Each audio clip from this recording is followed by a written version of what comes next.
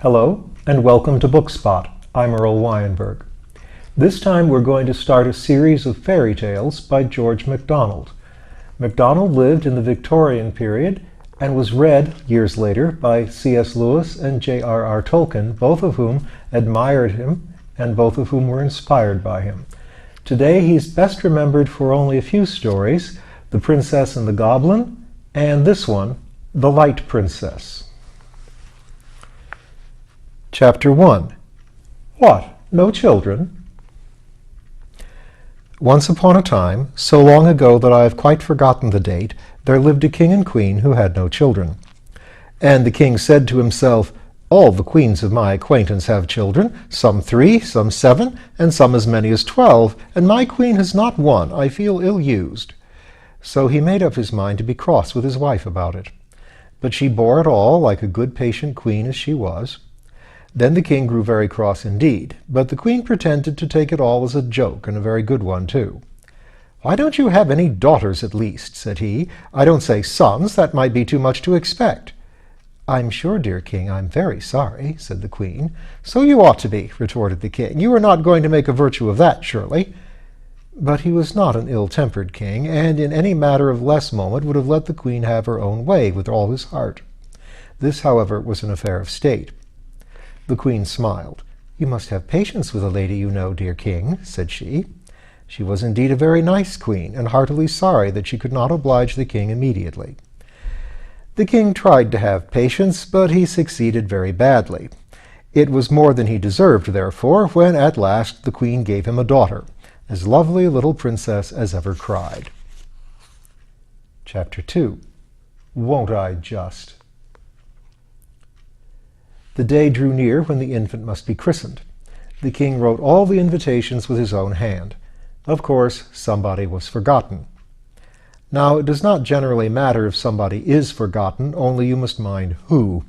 Unfortunately, the king forgot without intending to forget, and so the chance fell upon Princess Make-em-know-it, which was awkward, for the princess was the king's own sister, and he ought not to have forgotten her. But she had made herself so disagreeable to the old king, their father, that he had forgotten her in making his will, and so it was no wonder that her brother forgot her in writing his invitations. But poor relations don't do anything to keep you in mind of them. Why don't they? The king could not see into the garret she lived in, could he? She was a sour, spiteful creature. The wrinkles of contempt crossed the wrinkles of peevishness, and made her face as full of wrinkles as a pat of butter. If ever a king could be justified in forgetting anybody, this king was justified in forgetting his sister, even at a christening. She looked very odd, too. Her forehead was as large as all the rest of her face, and projected over it like a precipice. When she was angry, her little eyes flashed blue. When she hated anybody, they shone yellow and green. What they looked like when she loved anybody I do not know, for I never heard of her loving anybody but herself, and I do not think she could have managed that if she had not somehow got used to herself. But what had made it highly imprudent in the king to forget her was that she was awfully clever. In fact, she was a witch. When she bewitched anybody, he very soon had enough of it, for she beat all the wicked fairies in wickedness and all the clever ones in cleverness. She despised all the modes we read of in history in which offended fairies and witches have taken their revenges, and therefore, after waiting and waiting in vain for an invitation, she made up her mind at last to go without one, and make the whole family miserable, like a princess as she was. So she put on her best gown, went to the palace, was kindly received by the happy monarch, who forgot that he had forgotten her, and took her place in the procession to the royal chapel. When they were all gathered about the font, she contrived to get next to it, and threw something into the water. After which she maintained a very respectful demeanor till the water was applied to the child's face. But at that moment she turned round in her place 3 times and muttered the following words, loud enough for those beside her to hear. "Light of spirit by my charms, light of body every part, never weary human arms, only crush thy parents' heart." They all thought she'd lost her wits and was repeating some foolish nursery rhyme, but a shudder went through the whole of them notwithstanding. The baby, on the contrary, began to laugh and crow, while the nurse gave a start and a smothered cry, for she thought she was struck with paralysis. She could not feel the baby in her arms. But she clasped it tight and said nothing. The mischief was done. Chapter 3. She can't be ours. Her atrocious aunt had deprived the child of all her gravity. If you ask me how this was effected, I answer, in the easiest way in the world. She had only to destroy gravitation. For the princess was a philosopher, and knew all the ins and outs of the laws of gravitation, as well as the ins and outs of her bootlace. And being a witch as well, she could abrogate those laws in a moment, or at least so clog their wheels and rust their bearings that they would not work at all. But we have more to do with what followed than with how it was done. The first awkwardness that resulted from this unhappy privation was that the moment the nurse began to float the baby up and down, she flew from her arms toward the ceiling. Happily, the resistance of the air brought her ascending career to a close within a foot of it. There she remained, horizontal as when she left her nurse's arms, kicking and laughing amazingly. The nurse, in terror, flew to the bell and begged the footman, who answered it, to bring up the house steps directly. Trembling in every limb, she climbed upon the steps and had to stand upon the very top and reach up before she could catch the floating tail of the baby's long clothes. When the strange fact came to be known, there was a terrible commotion in the palace. The occasion of its discovery by the king was naturally a repetition of the nurse's experience. Astonished that he felt no weight when the child was laid in his arms, he began to wave her up and not down, for she slowly ascended to the ceiling as before, and there remained floating in perfect comfort and satisfaction, as was testified by her peals of tiny laughter. The king stood staring up in speechless amazement, and trembled so that his beard shook like grass in the wind. At last, turning to the queen, who was just as horror-struck as himself, he said, gasping, staring, and stammering, "She can't be ours, queen." Now, the queen was much cleverer than the king, and had begun already to suspect that this effect defective came by cause. "I am sure she is ours," answered she, "but we ought to have taken better care of her at her christening. People who were never invited ought not to have been present." "Oh, oh," said the king, tapping his forehead with his forefinger, "I have it all. I've found her out. Don't you see it, queen? Princess Make-em-know-it has bewitched her." "That's just what I say," said the queen. "I beg your pardon, my love, I did not hear you. John, bring the steps. Get on my throne, that I get on my throne with." For he was a little king with a great throne, like many other kings. The throne steps were brought and set upon the dining table, and John got up on top of them. But he could not reach the little princess, who lay like a baby laughter cloud in the air, exploding continuously. "Take the tongs, John," said his majesty, and getting up on the table, he handed them to him. John could reach the baby now, and the little princess was handed down by the tongs. 4. Where is she? One fine summer day, a month after these her first adventures, during which time she had been very carefully watched, the princess was lying on the bed in the queen's own chamber, fast asleep. One of the windows was open, for it was noon, and the day so sultry that the little girl was wrapped in nothing less ethereal than slumber itself. The queen came into the room, and not observing that the baby was on the bed, opened another window. A frolicsome wind, which had been watching for a chance of mischief, rushed in at the one window, and taking its way over the bed where the child was laying, caught her up, and rolling and floating her along like a piece of dandelion seed, carried her with it through the opposite window and away. The queen went downstairs, quite ignorant of the loss she had herself occasioned. When the nurse returned, she supposed that her majesty had carried the princess off, and, dreading a scolding, delayed making inquiry about her. But hearing nothing, she grew uneasy, and went at length to the queen's boudoir, where she found her majesty. "Please, your majesty, shall I take the baby?" said she. "Where is she?" asked the queen. "Please forgive me, I know it was wrong." "What do you mean?" said the queen, looking grave. "Oh, don't frighten me, your majesty!" exclaimed the nurse, clasping her hands. The queen saw that something was amiss, and fell down in a faint. The nurse rushed about the palace, screaming, "My baby! My baby!" Everyone ran to the queen's rooms, but the queen could give no orders. They soon found out, however, that the princess was missing, and in a moment the palace was like a beehive in a garden, and in 1 minute more the queen was brought to herself by a great shout and a clapping of hands. They had found the princess fast asleep under a rose bush, to which the elvish little wind puff had carried her, finishing its mischief by shaking a shower of red rose leaves all over the little white sleeper. Startled by the noise the servants made, she woke, and, furious with glee, scattered the rose leaves in all directions like a shower of spray in the sunset. She was watched more carefully after this, no doubt, yet it would be endless to relate all the odd incidents resulting from this peculiarity of the young princess. But there never was a baby in a house, not to say a palace, that kept the household in such constant good humor, at least below stairs. If it was not easy for her nurses to hold her, at least she made neither their arms nor their hearts ache. And she was so nice to play at ball with. There was positively no danger of letting her fall. They might throw her down, or knock her down, or push her down, but they couldn't let her down. It is true they might let her fly into the fire or the coal hole or out through the window, but none of these accidents had happened as yet. If you heard peals of laughter resounding from some unknown region, you might be sure enough of the cause. Going down into the kitchen or the bathroom, you would find Jane and Thomas and Robert and Susan and all in sum playing at ball with the little princess. She was the ball herself, and did not enjoy it the less for that. Away she went, flying from one to another, screeching with laughter. And the servants loved the ball itself better even than the game. But they had to take some care how they threw her, for if she received an upward direction, she would never come down again without being fetched. 5. What is to be done? But above stairs it was different. One day, for instance, after breakfast, the king went into his counting-house and counted out his money. The operation gave him no pleasure. "To think," said he to himself, "that every one of these gold sovereigns weighs 1/4 of an ounce, and my real live flesh-and-blood princess weighs nothing at all."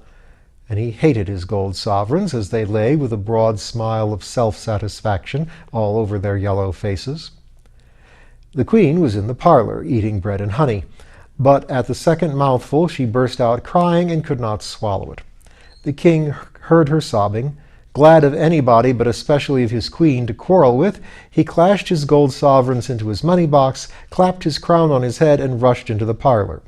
"What is this all about?" exclaimed he. "Why are you crying, queen?" "I can't eat it," said the queen, looking ruefully at the honey-pot. "Well, no wonder," retorted the king. "You've just eaten your breakfast, 2 turkey eggs and 3 anchovies." "Oh, it's not that," sobbed her majesty. "It's my child, my child." "Well, what's the matter with your child? She's neither up the chimney nor down the draw-well. Just hear her laughing." Yet the king could not help a sigh, which he tried to turn into a cough, saying, "It's a good thing to be light-hearted, I'm sure, whether she be ours or not." "It is a bad thing to be light-headed," answered the queen, looking with prophetic soul far into the future. "'Tis a good thing to be light-handed," said the king. "'Tis a bad thing to be light-fingered," answered the queen. "'Tis a good thing to be light-footed," said the king. "'Tis a bad thing," the queen began, but the king interrupted her. "In fact," said he, with the tone of one who concludes an argument in which he has had only imaginary opponents, and in which, therefore, he has come off triumphant, "in fact, it is a good thing altogether to be light-bodied." "But it is a bad thing altogether to be light-minded," retorted the queen, who was beginning to lose her temper. This last answer quite discomfited his majesty, who turned on his heel and betook himself to his counting-house again. But he was not halfway toward it when the voice of his queen overtook him. "And it's a bad thing to be light-haired," she screamed, determined to have more last words now that her spirit was roused. The queen's hair was black as night, and the king's had been and his daughter's was golden as morning. But it was not this reflection on his hair that arrested him. It was the double use of the word light, for the king hated all witticisms, and punning especially. And besides, he could not tell whether the queen meant light-haired or light-aired, for what might she not aspirate her vowels when she was exasperated herself? He turned upon his other heel and rejoined her. She looked angry still, because she knew that she was guilty, or, what was much the same, knew that he thought so. "My dear queen," said he, "duplicity of any sort is exceedingly objectionable between married people of any rank, not to say kings and queens. And the most objectionable form of duplicity is that of punning." "There," said the queen, "I never made a jest yet, but I broke it in the making. I'm the most unfortunate woman in the world." She looked so rueful that the king took her in his arms, and they sat down to consult. "Can you bear this?" said the king. "No, I can't," said the queen. "Well, what's to be done?" said the king. "I'm sure I don't know," said the queen. "But might you not try an apology?" "To my old sister, I suppose you mean?" said the king. "Yes," said the queen. "Well, I don't mind," said the king. So he went the next morning to the house of the princess, and making a very humble apology, begged her to undo the spell. But the princess declared with a grave face that she knew nothing at all about it. Her eyes, however, shone pink, which was a sign that she was happy. She advised the king and queen to have patience and to mend their ways. The king returned disconsolate. The queen tried to comfort him. "We will wait till she is older. She may then be able to suggest something herself. She will know at least how she feels and explain things to us." "But what if she should marry?" exclaimed the king in sudden consternation at the idea. "Well, what of that?" rejoined the queen. "Just think, if she were to have children. In the course of 100 years, the air might be as full of floating children as of gossamers in autumn." "Well, that's no business of ours," replied the queen. "Besides, by that time they will have learned to take care of themselves." A sigh was the king's only answer. He would have consulted the court physicians, but he was afraid they would try experiments on her. 6. She laughs too much. Meantime, notwithstanding awkward occurrences and griefs that she brought upon her parents, the little princess laughed and grew, not fat, but plump and tall. She reached the age of 17 without having fallen into any worse scrape than a chimney, by rescuing her from it, by which a little bird-nesting urchin got fame and a black face. Nor, thoughtless as she was, had she committed anything worse than laughter at everybody and everything that came in her way. When she was told, for the sake of experiment, that General Clanranfort had been cut to pieces with all his troops, she laughed. When she heard that the enemy was on his way to besiege her papa's capital, she laughed hugely. But when she was told that the city would certainly be abandoned to the mercy of the enemy's soldiery, why, then she laughed immoderately. She never could be brought to see the serious side of anything. When her mother cried, she said, "What queer faces Mamma makes, and she squeezes water out of her cheeks. Funny Mamma." And when her papa stormed at her, she laughed and danced round and round him, clapping her hands and crying, "Do it again, Papa, do it again! It's such fun, dear funny Papa!" And if he tried to catch her, she glided from him in an instant, not in the least afraid of him, but thinking it part of the game not to be caught. With a push of one foot, she would be floating in the air above his head, or she would go dancing backward and forward and sideways like a great butterfly. It happened several times, when her father and mother were holding a consultation about her in private, that they were interrupted by vainly suppressed outbursts of laughter over their heads, and looking up with indignation, saw her floating at full length in the air above them, whence she regarded them with the most comical appreciation of their position. One day an awkward accident happened. The princess had come out upon the lawn with one of her attendants, who held her by the hand.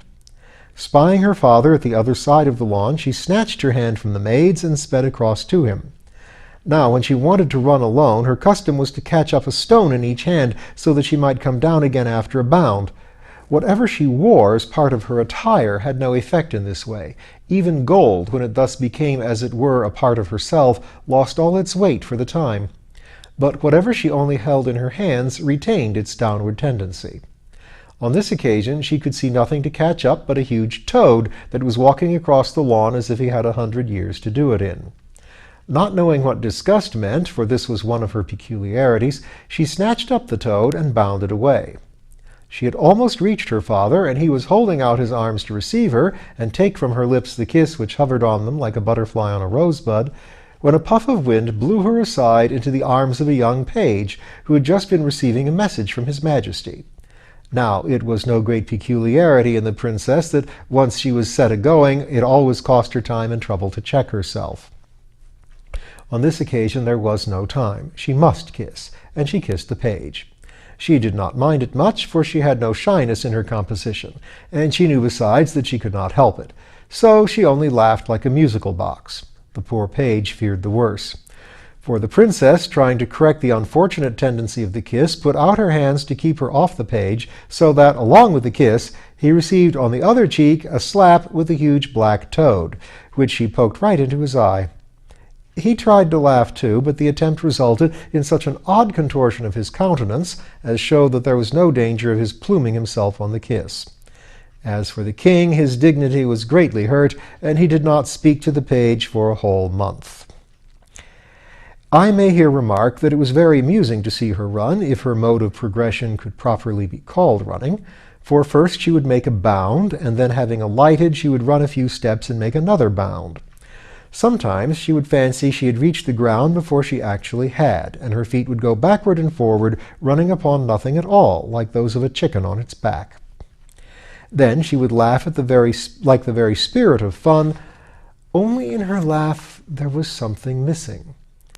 What it was, I find myself unable to describe. I think it was a certain note depending upon the possibility of sorrow, morbidenza perhaps. She never smiled. And we will find more about the Light Princess next time.